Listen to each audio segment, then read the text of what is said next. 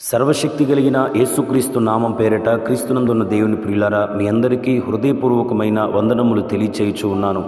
ఈ దినపు యేసయ్య కృపావార్త అపోస్తుడైన పౌలు గారు కొరింథీ సంఘమునకు వ్రాసిన 2వ పత్రిక 4వ అధ్యాయం 17వ వచనం.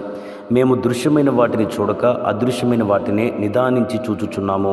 క్రీస్తునందున్న దేవుని ప్రియులారా, ఈ అధ్యాయాన్ని క్షుణ్ణంగా గమనిస్తే పౌలు గారికి ఎదురైన శ్రమల గురించి వ్రాస్తూ ఆ శ్రమలు సంఘానికి ఎంతో జీవాన్ని కలగచేస్తాయని తెలియచేస్తున్నాడు. అయినప్పటికీ ఆయనకు కలిగిన శ్రమలని, ఇబ్బందుల్ని, హింసల్ని, కరువుల్ని, ఉపద్రవాలని చూడక దేవుడు సన్నిధిలో అదృశ్యమైన వాటిని నిదానించి చూస్తున్నాను అని తెలియచేస్తూ ఉన్నాడు. దాని కింద వచనాన్ని మనం క్షుణ్ణంగా గమనిస్తే పౌలు గారు అంటున్నాడు, దృశ్యమైనవి అనిత్యములు, అదృశ్యమైనవి నిత్యములు అంటున్నాడు. అంటే ఇప్పుడు మనకు కనపడేవంతా కూడా ఎప్పటికీ శాశ్వత కాలం ఉండవు. మనకు కనపడని ఉన్నవి వాటిని మనం చూస్తే అవి నిత్యము ఉంటాయి అంటున్నాడు. అనగా ఈ భూమి ఇప్పుడు మనకు కనపడుతుంది, ఆకాశం, పంచభూతములు కనపడతాయి. అయితే ఇదంతా కూడా నశించిపోతుంది, మిక్కుటమైన మహావేంద్రముతో అగ్నితో రగులుకొని నాశనమైపోతాయి.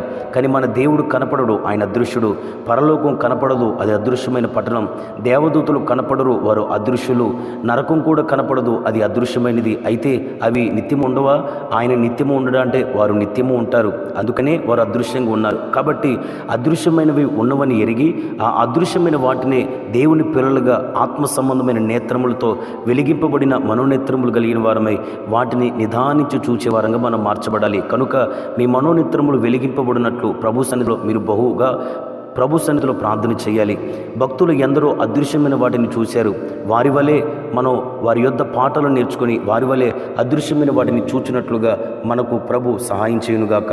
మొట్టమొదటి మాట మనం గమనిస్తే అపోస్తుడైన పౌలు గారి గురించే వ్రాయబడి ఉన్నది. ఆయన ఏది అదృశ్యమైన దాన్ని చూశాడంటే అపోస్తుడైన పౌలు గారికి కలిగిన శ్రమలు, ఇబ్బందులు ఏమాత్రం చూడుకోకుండా దేవుడు దాని వలన కలగబోవు ప్రతిఫలంగా అనుగ్రహించు అత్యధికమైన మహిమను పరలోకమందు ఆయన చూస్తూ ఉన్నాడు. ప్రియులారా, మనం కూడా ఈ భూలోకులు కలుగుతున్న శ్రమల్ని, ఇబ్బందులు చూడకూడదు.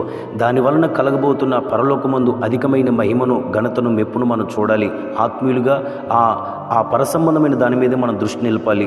దేవుని ప్రియులారా, రెండో మాటను మనం మోషే గారి గురించి ధ్యానం చేస్తే మోషే గారి గురించి హెబ్రీ పత్రికలో ఇలా వ్రాయబడి ఉన్నది, అల్పకాల పాపభోగం అనుభవించుట కంటే దేవుని ప్రజలతో శ్రమ అనుభవించాలని, ఐగుప్తు ధనము కంటే క్రీస్తు విషయమైన నింద గొప్ప భాగ్యమని, ఫరో కుమార్తెకు కుమారుడును అని అనిపించుకుంటును ఒప్పుకోక దేవుని ప్రజలతో నిందలు, శ్రమలు అనుభవించాలని ఇష్టపడ్డాడంట. ఎందుకంటే దానికి ప్రతిఫలముగా ప్రభు తన రాజ్యములో అత్యధికమైన బహుమానం ఇస్తాడని దాని మీద దృష్టి నిలిపాడంట. ప్రియులారా, మోషే గారు అదృశ్యమైన దేవుడు అనుగ్రహించు బహుమానం మీద దృష్టి నిలిపాడు. మనం కూడా ఈ లోకం అశాశ్వతమైనదని, ఈ లోకం నుండి ధనము అంతా ఒకప్పుడు నాశనమైపోతుందని ఎరిగిన వారమై దేవుడు అనుగ్రహించబోవు నిత్యమైన బహుమానం మీదే దృష్టి నిలపాలి. మూడవదిగా హెబ్రీ పత్రికలోని ఇదే అధ్యాయంలో 11వ అధ్యాయంలో అబ్రహాము గారిని గురించి వ్రాయబడిన మాట, దేవుడు దేనికి శిల్పియు నిర్మాణకుడై ఉన్నాడో అబ్రహాం గారు ఆ పునాదులు కలిగిన పట్టణం వైపు చూస్తూ ఈ భూమి మీద యాత్రికులుగాను పరదేశులుగాను ఉన్నారంట. ప్రియులారా, మనం కూడా ఈ భూమి మీద యాత్రికులమును పరదేశములమని ఎరిగిన వారమై మన పౌరసత్వం పరలోకమందు ఉన్నదని ఎరిగి ఆ పరలోకమందున్న దేవుని పట్టణం, అదృశ్యమైన పట్టణం మీద మనం దృష్టి నిలిపి దాన్ని సంపాదించుకున్నట్లుగా ప్రయాసపడాలి. నాలుగవదిగా యోబు గారికి కలిగిన శ్రమలు అన్నీ కాదు. ఆయన నష్టపోయినంత ఒక్క దినములో ఎవడు కూడా నష్టపోలేదని చెప్పుడుకు సందేహం ఏమీ కూడా లేదు. అయితే నష్టపోయిన దానిని చూడట్లేదు, స్నేహితులు భారీ వేసిన నిందలను చూడట్లేదు.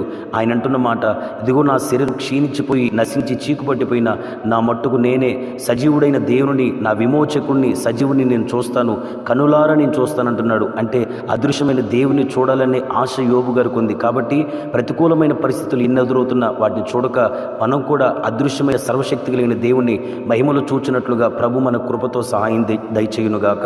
ప్రియులరా, అదృశ్యమైన వాటిని గురించి ప్రభు చెప్పాడు కదా, ఆ నిత్యమైన వాటిని చూచినట్లుగా ఈ దినము నుండి మనం ప్రార్థించాలి. ప్రార్థన. పరిశుద్ధమైన తండ్రి, నీకు స్తోత్రం. ఈ దినమున మాకు నేర్పిన శ్రేష్టమైన కృపావార్తను బట్టి స్తోత్రం. మేము మా మనోనేత్రములు వెలిగింపబడినవై అదృశ్యమైన మీ రాజ్యం వైపు, బహుమానం వైపు, మీ వైపు, అత్యధికమైన మహిమ వైపు దృష్టి నిలిపి వాటిని పొందుకున్నట్లుగా ప్రయాసపడగలిగిన కృప దయచేయమని యేసు నామములో అడుగుచున్నాము తండ్రి. ఆమెన్. Praise the lord.